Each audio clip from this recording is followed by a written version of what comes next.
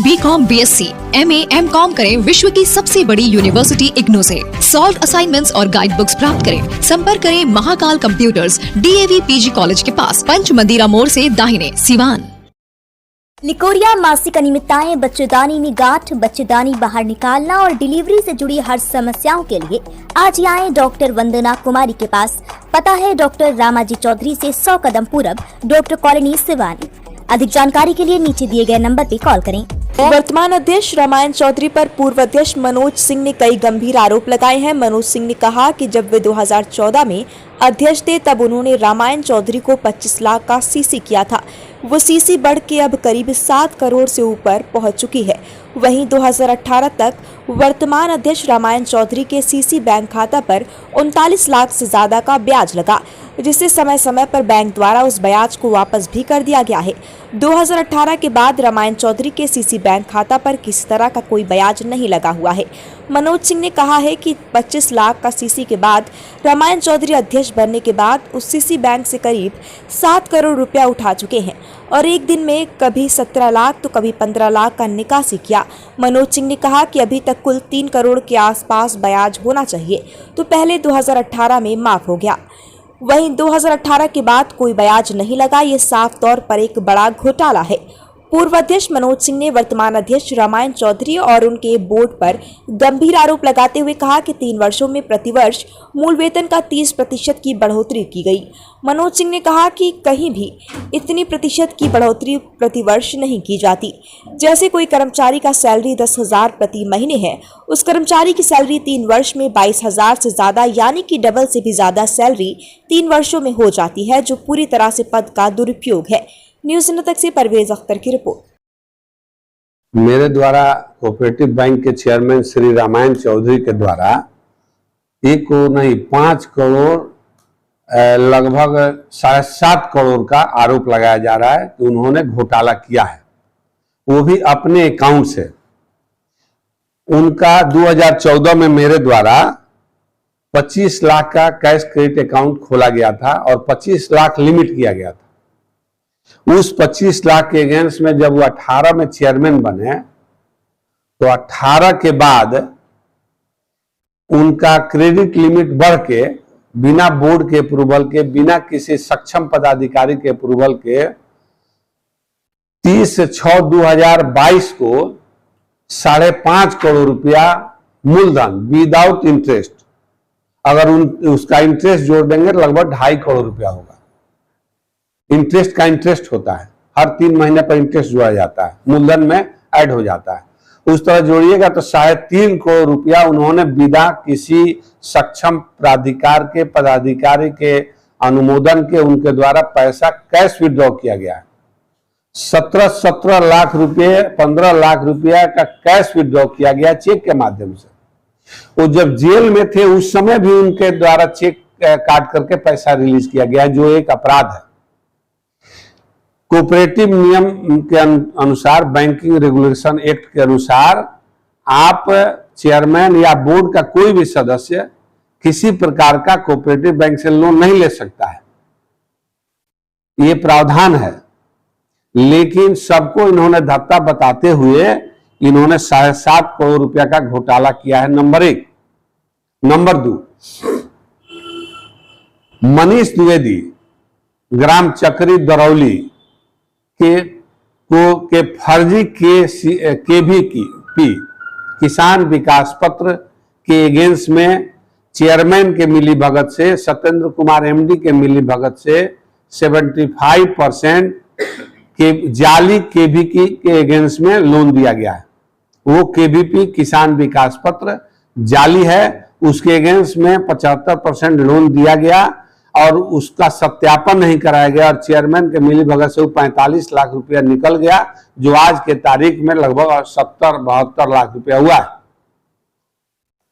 तीसरा घोटाला, अभी ऐसे कितने अकाउंट में घोटाले हैं, 1-2 लोग और हैं जिनका 10 लाख 15 लाख लिमिट है, लेकिन वो लोग 2-2 करोड़ रुपया निकाल लिए हैं। तीसरा घोटाला है 2019 में बोर्ड के द्वारा अपने कर्मियों को तथा स्टाफिंग कर्मियों को, मानदेय कर्मियों को तो बढ़ाया ही गया, स्टाफिंग कर्मी जो दूसरे का स्टाफ है, एजेंसी का स्टाफ है, उसको 2019 में 30% उसका मानदेय में वृद्धि की गई और 5 महीने का पैसा उनके द्वारा उन लोगों से रिटर्न ले लिया गया। फिर 1 साल बाद पुनः 30% वृद्धि की गई।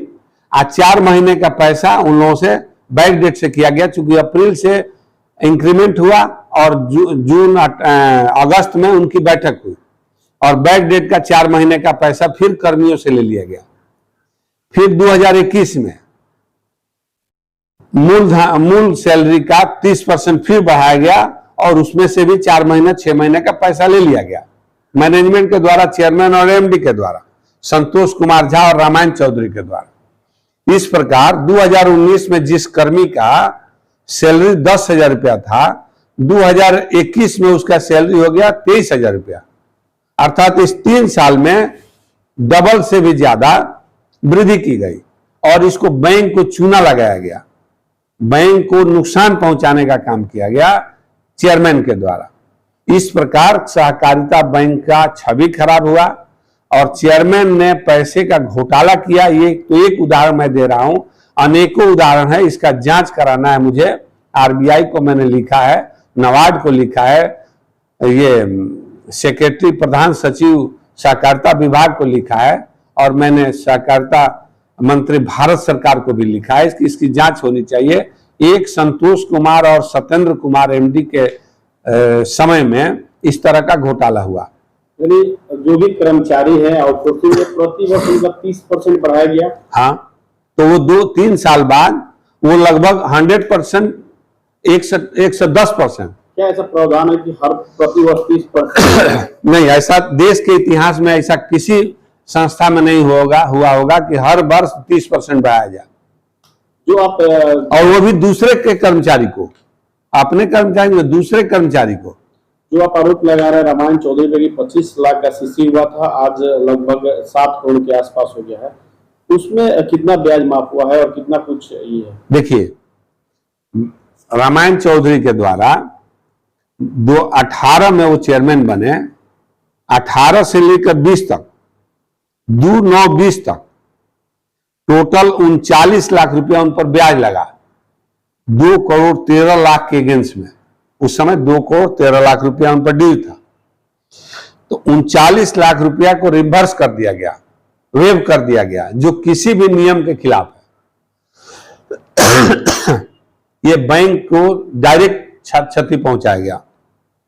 फिर 2/9/2000 के बाद जब उनका विड्रॉल 3 करोड़, 4 करोड़, 5 करोड़, 5.5 करोड़, 6 करोड़ रुपया तक हुआ है, उस समय विदाउट इंटरेस्ट उनके खाते में डर से किसी कर्मी ने इंटरेस्ट नहीं चार्ज किया, वो लगभग 2-2.5 करोड़ रुपया होता है। इतना अमाउंट का उन्होंने लाभ उठाया। चेक से 17 लाख रुपया उन्होंने विड्रॉ किया और बैंक के पैसे का दुरुपयोग किया है, जो कोऑपरेटिव एक्ट में एक अपराध है। और सिवान के गाढ़ी कमाई, किसानों की कमाई, जो पैसा किसान इस बैंक में रखते हैं बहुत विश्वास के साथ, उस बैंक से पैसे का लूट है। क्या लगता है सिर्फ इसमें अध्यक्ष जिम्मेवार है या बैंक के तमाम अधिकारी जिम्मेदार है? नहीं, तमाम जो बोर्ड अगर अप्रूवल दिया है तो बोर्ड जिम्मेवार है, अकेला चेयरमैन में सामूहिक जिम्मेवारी होती है।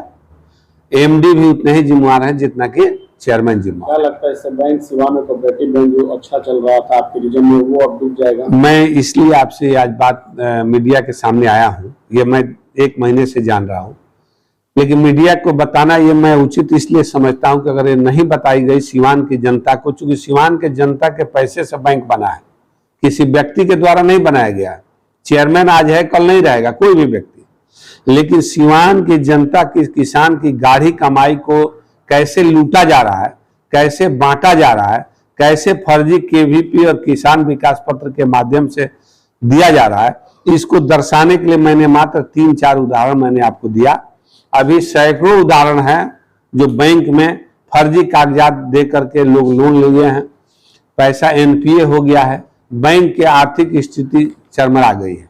क्या मांग करेंगे प्रशासन से? देखिए, प्रशासन से तो प्रधान सचिव इसके गवर्निंग बॉडी तो नहीं है, ये बैंकिंग रेगुलेशन एक्ट के तहत आता है। आरबीआई और नबार्ड इसका रेगुलेट करता है, तो मैं मांग करूंगा, उसके माध्यम से लिखित मैं दिया हूं, इस पर बहुत जल्दी जांच शुरू होगी और इनके द्वारा जो किया गया है इस पर इन पर कार्रवाई होगी।